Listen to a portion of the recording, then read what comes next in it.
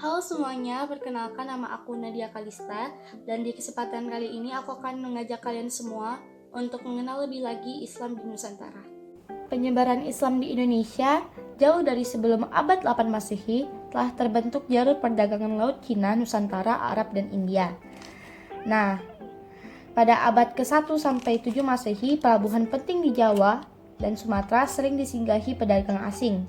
Sejak abad ke-7 telah ada koloni-koloni Arab di barat laut Sumatera, yaitu Barus, namun belum ada bukti yang menunjukkan bahwa pribumi Nusantara telah masuk Islam. Nah, diperkirakan pedagang Arab ini hanya berkunjung untuk menunggu musim baik yang baik untuk berlayar. Baru abad-abad berikutnya penduduk pribumi mulai masuk Islam dan mulai dari pribumi yang ada di koloni-koloni pada musim Arab itu.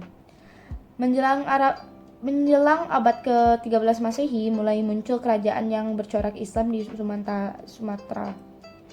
Menjelang abad ke-13 Masehi mulai muncul kerajaan bercorak Islam di Sumatera, yaitu Samudra Pasai, Bariak, dan Palembang. Pada abad berikutnya muncul pula kerajaan bercorak Islam di pulau lainnya di Nusantara. Ada pula 3 fase Islami Nusantara, yang itu 1. Singgahnya perdagangan Islam di pelabuhan Nusantara. Yang kedua, munculnya komunitas Islam di beberapa daerah kepulauan Nusantara. Dan terakhir, berdirinya kerajaan Islam. Ada juga metode-metode masuknya Islam di Indonesia, yaitu yang pertama, melalui jalur perdagangan. Jalur ini kemungkinan karena orang-orang Melayu yang telah lama menjalin kontak dagang dengan anggota orang-orang Arab. Yang kedua, melalui jalur perkawinan. Para pedagang muslim itu ada yang menetap di Indonesia dan menikah dengan penduduk setempat. Sudah barang tentu mereka menjadi keluarga muslim dan penyebar agama Islam yang gigih. Yang ketiga, melalui jalur tasawuf.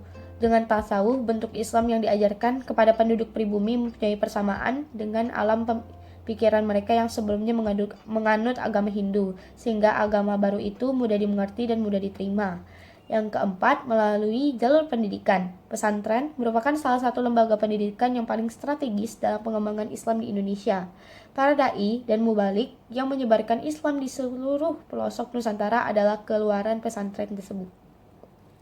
Melalui jalur kesenian.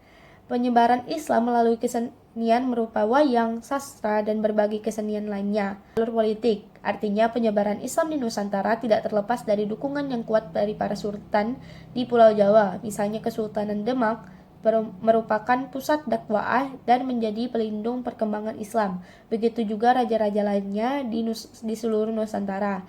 Raja Gowatalo di Sulawesi Selatan melakukan hal yang sama sebagaimana yang dilakukan oleh Demak di Jawa. Dan para sultan di seluruh Nusantara melakukan komunikasi bahu-membahu dan tolong-menolong dalam melindungi dakwah Islam di Nusantara. Keadaan ini menjadi cikal bakal tumbuhnya negara nasional Indonesia di masa mendatang. Penjelasan saya ucapkan terima kasih. Dadah.